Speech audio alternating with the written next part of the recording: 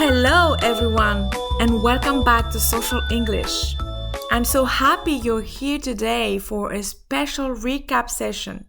In this session, we learned many important things about legal language and explaining procedures clearly. We explored how to talk about what people must or have to do and how to offer guidance carefully. Today, we are going to review all these important points to help you remember and use them with confidence.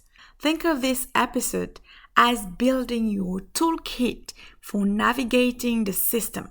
Let's start with episode 1, where we began decoding legal language. We learned many new legal words, such as guardian, a person who legally cares for someone. Custody, the legal right to care for a child. A minor, a person under 18 years old. Adult, a person 18 or older with full legal rights. Court, the official place for legal cases. Judge, the official who decides cases in court. Hearing, a formal meeting in court. Order, a command from a court. Legal aid, financial help for legal costs.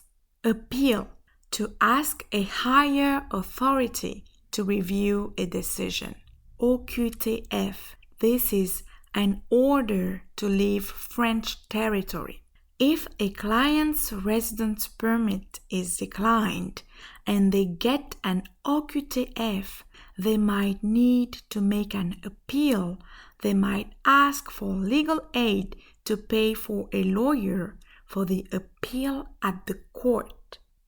These words are your base for understanding legal documents and discussions. In episode 2, we learned how to explain complex administrative procedures. We used special vocabulary and sequencing words. Remember these words for procedures? Multi-stage process, a process with many steps. Eligibility criteria, the rules you must meet.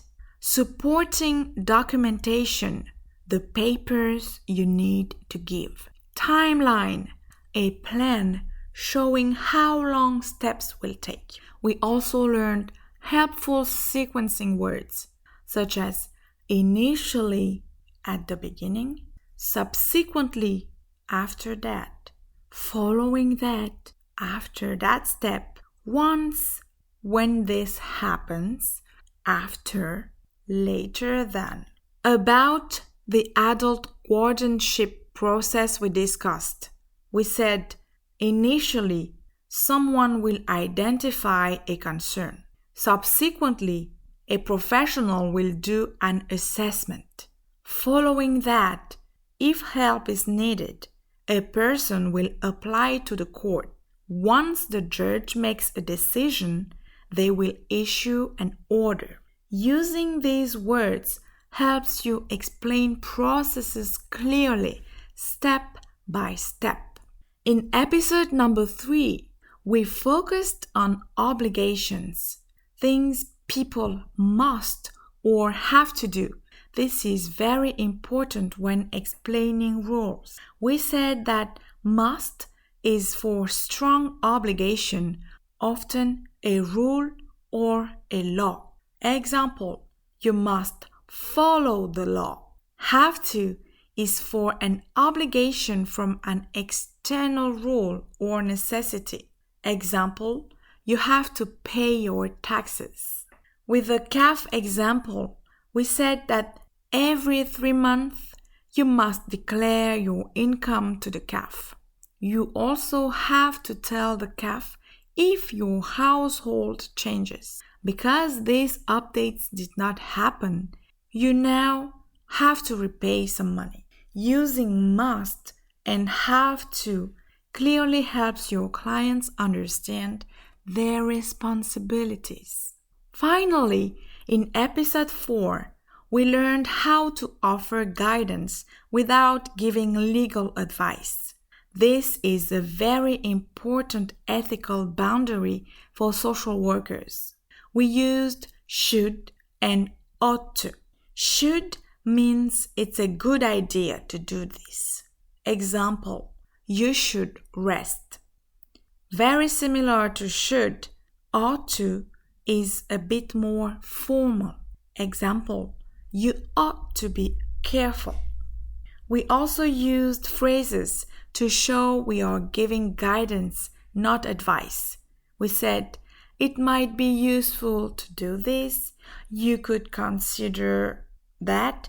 It's advisable to do this. My recommendation is to, etc. You remember our client with the OQTF? We said, you should probably seek legal advice on this matter quickly. It's advisable to do this appeal with a lawyer. You ought to contact legal aid for assistance.